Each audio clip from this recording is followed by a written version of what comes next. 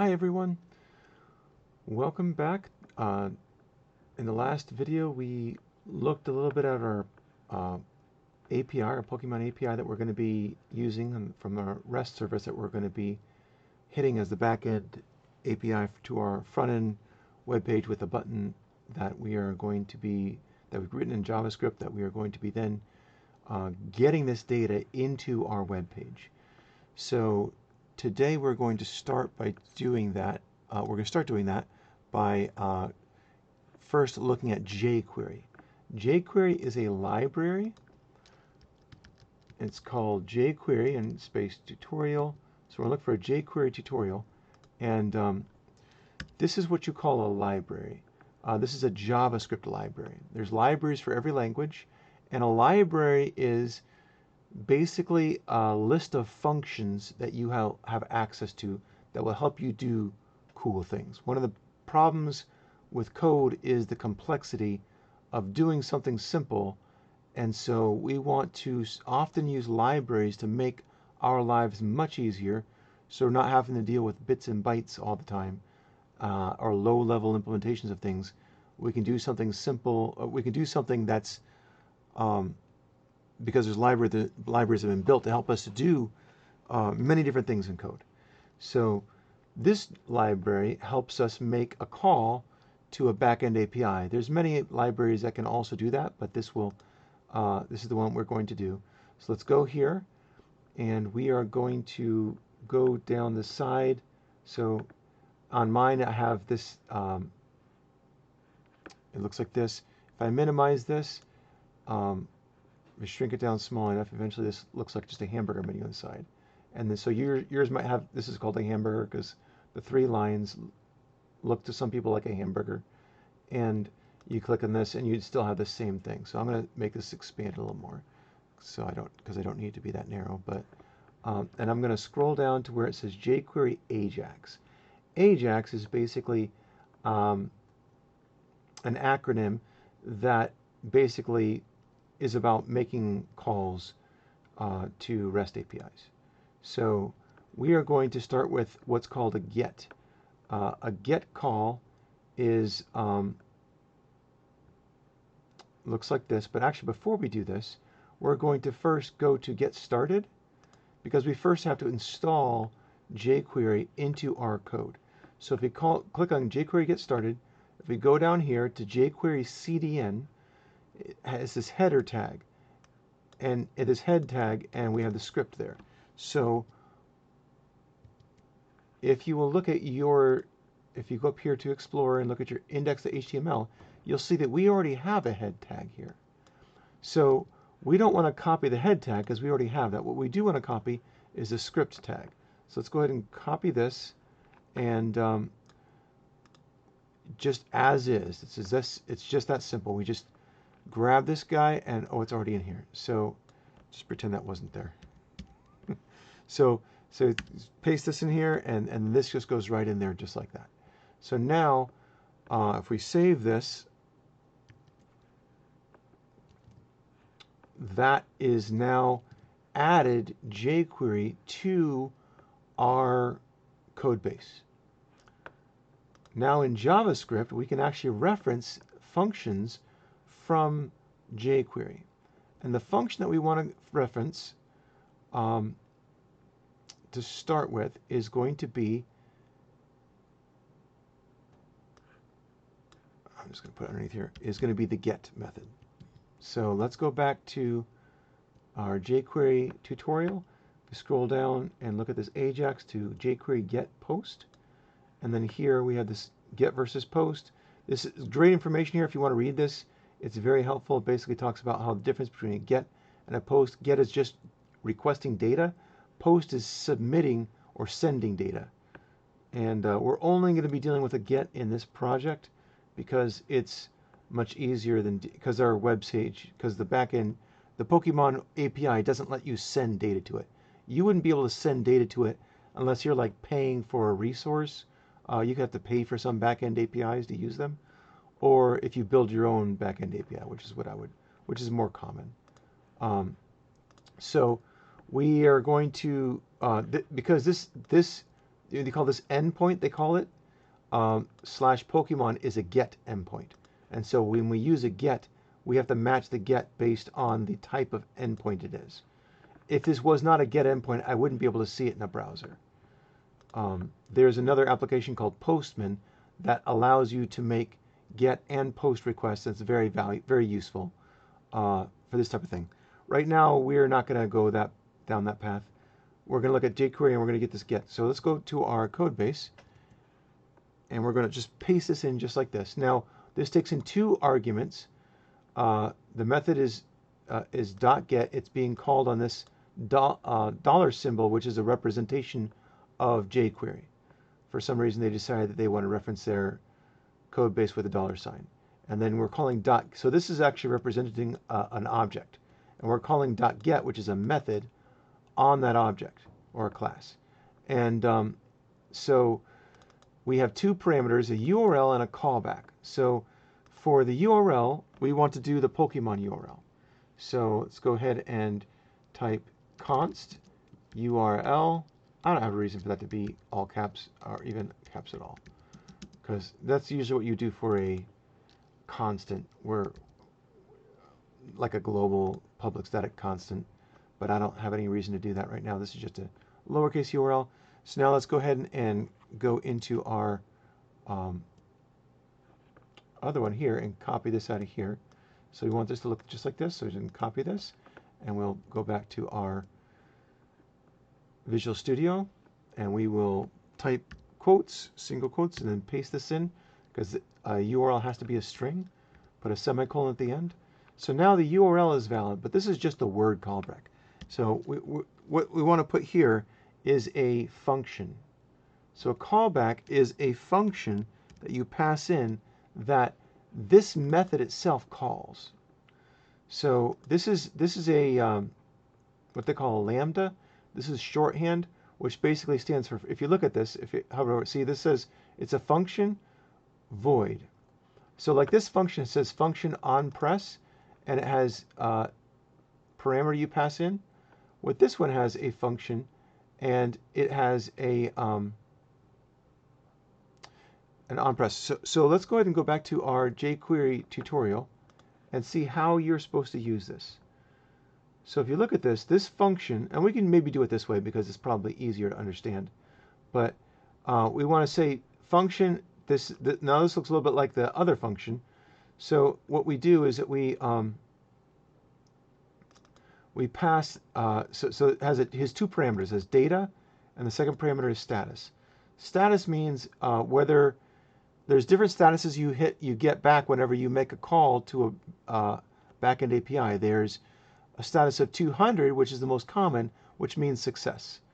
A status of 400 means it's a bad request. Status of 500 means there's some kind of a server error. There's a lot of different statuses for API calls. So if you want to search them, and you can look up the different statuses, and they will just look up API status or API response status, and you'll see a bunch of all the different statuses there are. There's even one called Teapot. It's kind of entertaining, or I am a teapot, I think is what it's called. But for now, let's go ahead and we're actually going to copy this, because this is going to be a little bit easier if I just do that. So I'm going to go back here for the sake of making this a little bit simpler.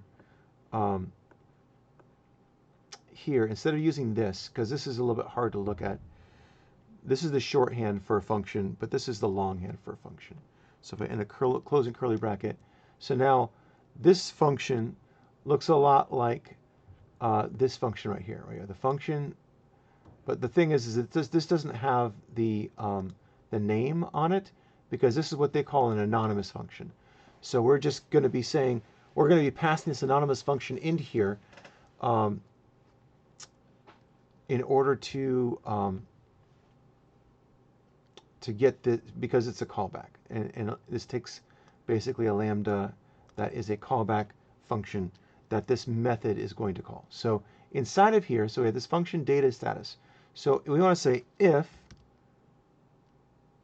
this is an if statement. An if statement means only do something if what's in these parentheses here is true. So you always type if space and then parentheses, and then you type space and curly brackets. And what that means is that, say, if this is true, whatever is in here equals true, not 2, but true, and true is actually a type. It's actually a Boolean type. So I can type true, and that's actually a valid type. But what this means is this will always execute what's inside of here. So what we want to say is that if this is true, and if what is true? Well, if the status is 200. So if the status triple equals 200, that is the same as success. That means we're success. And so we say if status is 200, then we want to get the data. So we want to log console.log parentheses and semicolon. We want to console log the data. So if I save this, let me tab this in so that this is, you want to tab that in so it's like showing that this is actually inside of these curly brackets. That helps you recognize it. This is on the outside and this is on the inside. And so now we have if status equals 200, triple equals is always necessary in JavaScript if you want something to mean something. So this is right here. This is going to return true or false. We're going to say if the status variable that comes into this function is 200, then we want to log the data. So let's save this, and then let's go to our web page by actually if we. I'll just pull it back over here. So if you haven't done this before, we had talked about this before. So the way to run this, you can hit this play, and in one of my previous videos, 2 videos ago, it shows you how to set up your configuration by clicking on this gear here to then set so that your the index.html file path is on the is in your URL for your configuration. So when you hit this play button, it actually opens up your index.html file. This is something that, like I said, I explained more in one of my other videos. So we're just going to open this up for now, and then we're going to hit inspect, and now this is going to console. And so when we hit click me, it looks like it didn't work. So what we want to do is do a log before that. Oops. So let's go back into here. So let's see why this didn't work. So inside of here we have this function, and then we have data status, and then we have the end of that.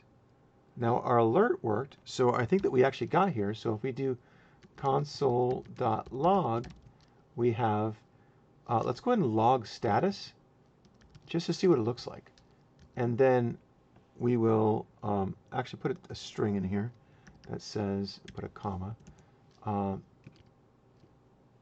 Here is the status.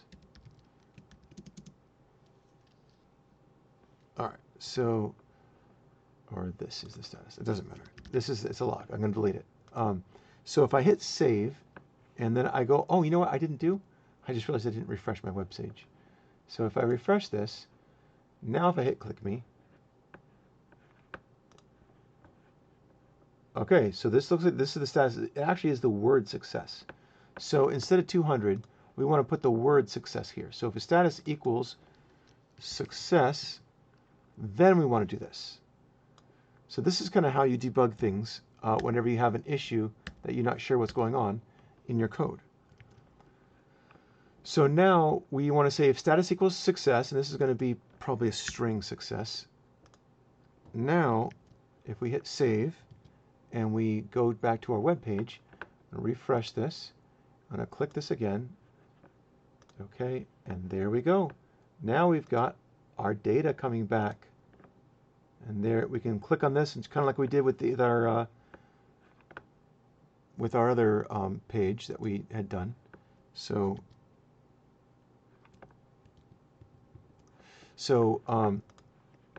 now we want to look at this. Now we can look at this data and we can say, all right, well, I have an object. So now instead of Remember how we reference objects? Let's look back at our other referencing of objects. So we have this data is now an object. So when we reference an object, we want to reference a field in that object. What do? We do, in this object right here, we'd user, and we said user.name. So we want to recognize one of the what are one of the field names? So we got 4 field names: count, next, previous, and results. Well, what we care about is results, because that's where the Pokemon's names are going to be. So let's start by doing that. So let's do console log data dot results, and then we'll save this. And now, if we go back to our web page and we refresh it, click me, hit OK, and now we only have the list of objects. So now lists are an interesting arrays and lists. Actually, arrays. If you want to search for how to deal with arrays, lists, or arrays, you want to search for it with JavaScript array, because there's a lot of things you can do with JavaScript array. Actually, if we go here and we let's just search. Let's open a new tab and just search for JavaScript array. JavaScript array. So this is going to say all the things about, let's go to W3 Schools and see there's a lot of stuff. This talks about how to create array, different what they look like, and things like this. An accessing array, you use an index of 0, but we're not going to want to do, we don't just want to reference one of these items in this list. We want to reference all of them. And we want to change all of them, just get the names. We want to change it to a list that looks like this, but these strings are going to be the names of the Pokemon. So one of the things, the way that you can do that in JavaScript is called a map.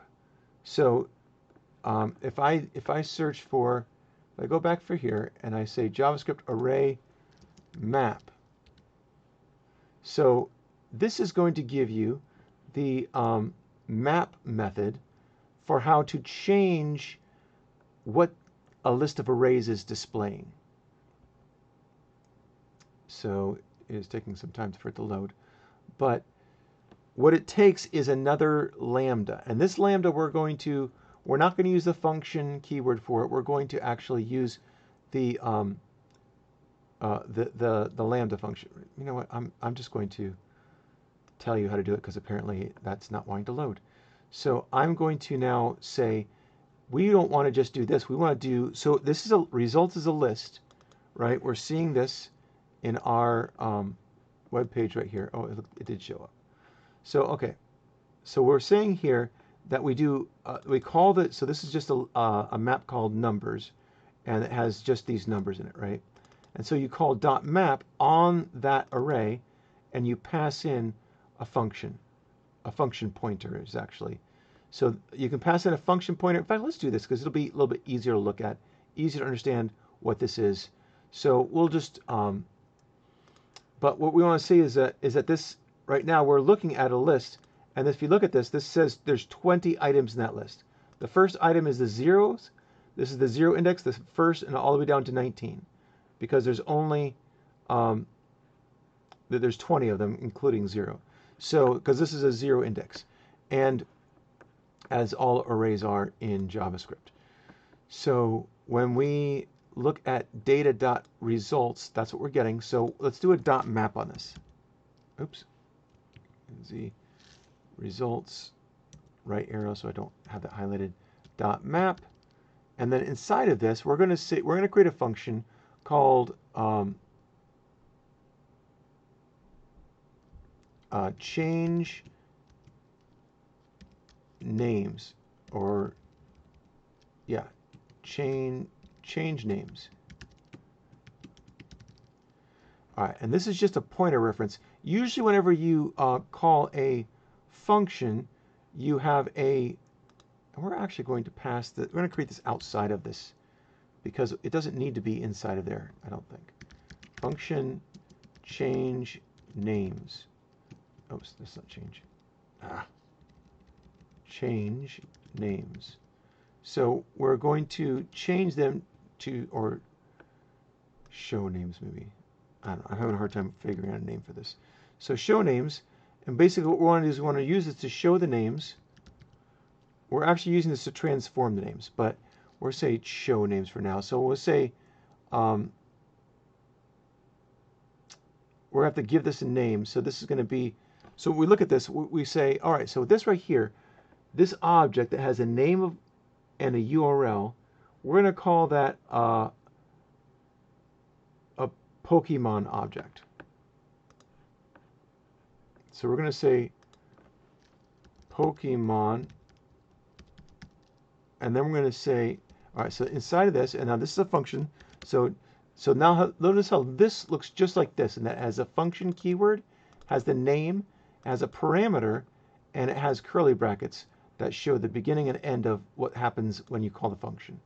So what we want to do inside of here is we're going to say, this map is going to say, what they want you to do is they want you to return a new object based off of the object that was passed in.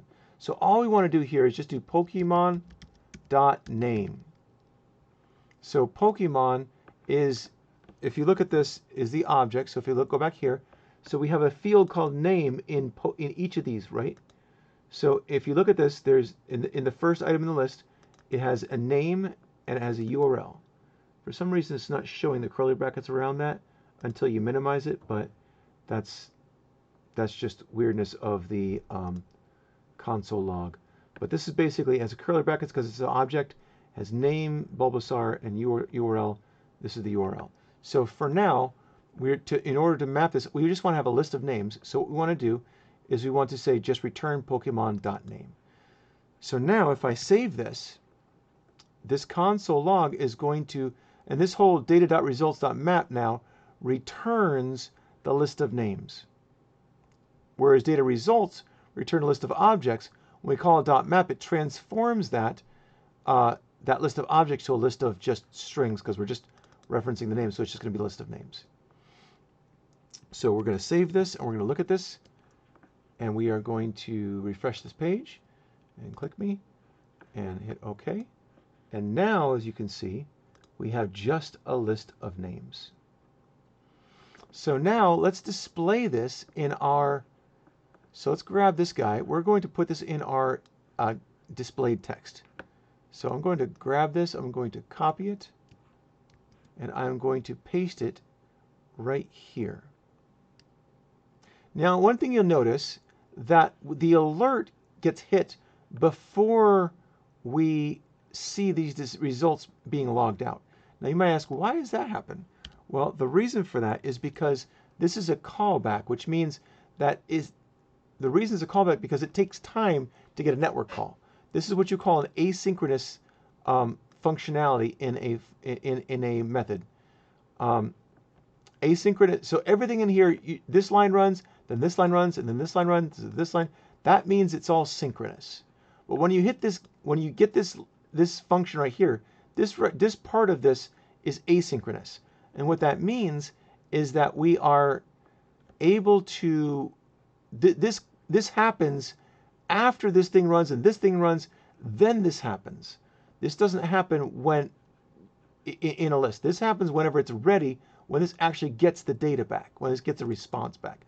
Because what's happening is we're calling this backend API, and we are asking it, hey, we're grabbing this Pokemon API right here, and we're saying, this is like making a website. It's like going to our browser and saying, hey, I want to make a call to someone else's computer and say, hey, give me back a Pokemon API information. So that's what's actually happening here. So it takes a few seconds, or it takes a second or milliseconds usually, less than a second, like half a second or maybe a third of a second, to make that call.